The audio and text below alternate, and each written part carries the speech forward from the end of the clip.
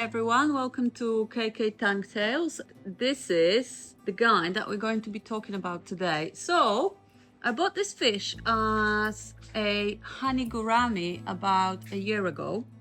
And recently I learned that in fact it is not a honey gourami, it's a thick-lipped gourami.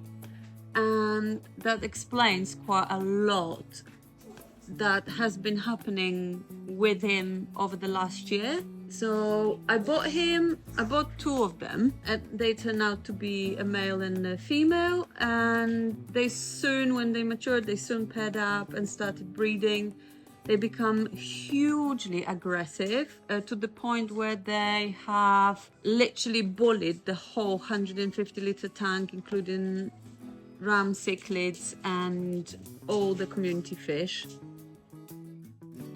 As I thought they were honey gouramis, I separated them, and that created another level of issues. He jumped out and she jumped out. Unfortunately, she didn't make it. Seeing this footage is absolutely heartbreaking because now I know that thick-lipped gouramis form really strong bonds, often for the duration of their lives. Then I made him this tank, but learning about thick-lipped gourami, I'm going to actually move him back to the 150-litre tank without a female. Hopefully he will be fine. Let's learn a little bit more about thick-lipped gouramis and what the difference is between thick-lipped gouramis and honey gouramis and why this mistake has happened.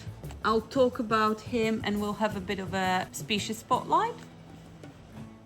Taking a closer look at thick-lipped gourami, this fish is often misunderstood and very commonly mistaken for the much more peaceful honey gourami. The thick-lipped gourami scientific name is Trichogaster labiosa, and it originates from Southeast Asia, particularly Myanmar. In the wild, it inhabits slow-moving or still waters such as ponds, rice paddies, floodplains and heavily planted streams. These environments are typically warm, shallow and low in oxygen. Like all gouramis, thick-lipped gouramis have a labyrinth organ which allows them to breathe air from the surface. Because of this, they're well suited to calm aquariums with gentle filtration, access to the surface and plenty of plant cover. In terms of appearance, thick-lipped gouramis are larger and more solid bodies than honey gouramis.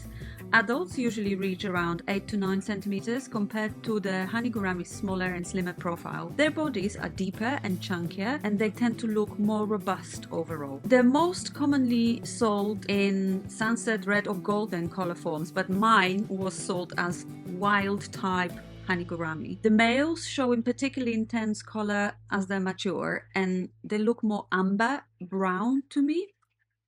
One of the biggest identifying features is head and mouth. Thick-lipped gouramis have broader snout and noticeably fuller lips. Males also develop larger, more pointed dorsal fins, whilst females are slightly rounder and more subdued in color. Behavior-wise, this is where the thick-lipped gourami is really different from honeys. They're often described as semi-peaceful, but in reality they're much more assertive and territorial, especially males. In the right setup they can work in community tanks, but they're not a shy fish and they don't tolerate crowding well. During maturity and breeding periods, males may chase tank mates away from the surface areas or preferred territories. Mine was literally chasing all of the fish across the whole 4-foot tank. This difference is especially important because thick-lipped gouramis are frequently sold as honey gouramis, particularly when they're young. True honey gouramis, Trichogaster tuna, stay smaller, are more slender and are far more peaceful, making them suitable for nano and calm community tanks. If a fish already looks stockier, has stronger orange or amber colouring and a more prominent mouth, there's a good chance it's a thick-lipped gourami and it should be housed with that in mind. When it comes to breeding, thick-lipped gouramis follow the classic gourami pattern, but with some important behavioral changes. Males build bubble nests at the surface, usually among floating plants or calm corners of the tank. As breeding approaches, the male's collars intensify and his behavior becomes noticeably more territorial. He will actively guard the nest area and may chase female or the other fish away. Spawning involves the male wrapping around the female beneath the bubble nest. After the eggs are released, the male collects them and places them in the nest. At this point, the female should be removed as the male takes full responsibility for guarding the eggs and can become aggressive. And I really seen that. The eggs usually hatch within 24 to 36 hours, and once the fry becomes free swimming, the male should also be removed to prevent predation. Fry require very fine foods, such as infusoria or powdered fry food, before moving on to larger live foods. Because of their territorial breeding behavior, thick-lipped gouramis are best bred intentionally in a species only or dedicated breeding setup, not a busy community tank. When mice started spawning, I couldn't stop them. Even when moved to a different tank, both of them established territory very fast and started breeding again. So understanding what this fish really is and how it behaves makes all the difference. The thick-lipped gourami is a beautiful, intelligent species, but it needs the right space, the right expectations, and informed care to truly thrive. I'll be moving him to this tank here with some Bolivian rams, cardinal tetras, corridoras, and a plaque. And there are some harlequin rasboras, but I am going to move the rasboras into my apistogramma tank. The tank is a little bit overgrown. I need to do some maintenance on it. But it's a well-planted tank with lots of plants above. So he should be really happy. His tank, as he is not a honey gourami, is slightly on the small side. Obviously, he's here on his own with a few baby Cubotyrosporas and some shrimp, so it's not too bad. However, I think he'll be much more happy in the bigger tank. He is a very inquisitive fish who really doesn't like me, I think. It's the next day and we are back at the thick-lipped gourami's tank, and we are going to move him. I did some maintenance on my main tank. I'll show you that in a minute, and then we're going to get him out and acclimatize him to the other tank. Even though he's only moving across the room, those two tanks might have slightly different perimeters. Very similar, but you know, I don't want to risk it. So I hope I will be able to catch him quite easily. I am going to get a little bit of water out of this tank. Probably a bit more. He is quite curious, so I hope I'll be able to catch him quite easily. And he hasn't had his food yet today, so there we go. He is not a happy fish, I'm telling you now. Right, and we are only going to here.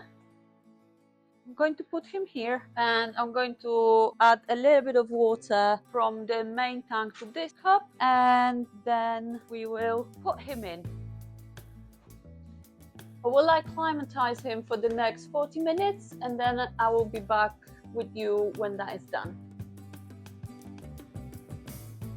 Okay, everyone, so the fish has been in this cup for about an hour now, and I think he's absolutely ready to come out. He's furious. So I will catch him, because I don't want to put the water in that tank, and we will move him straight away in, and come on. And let's have a bit of a close-up. Hopefully he'll do well. It's a nice tank, quite calm. It's big, he'll have lots of space to swim around. He already been in this tank before, terrorizing everyone, but he had a girlfriend then, so hopefully on his own. He's not hiding, swimming right at the front. I think he likes it.